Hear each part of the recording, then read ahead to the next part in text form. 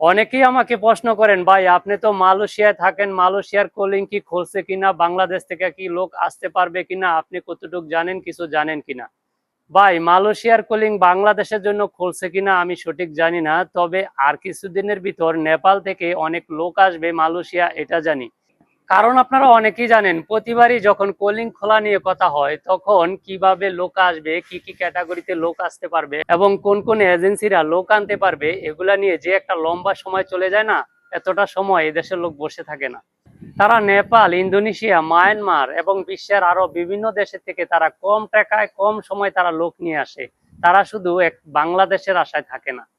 আর আপনি জানলে অবাক হবেন, মালয়েশিয়ার একটি বড় বাজার দখল করে বসে আছে নেপাল। কারণ তারা যখন তখন হাত বাড়ালেই নেপাল থেকে লোক পায় এবং তারা নিজেরা গিয়ে ফিরি ফিরি লোক নিয়ে আসে। বাংলাদেশের মতন দর কষাকষি করে না।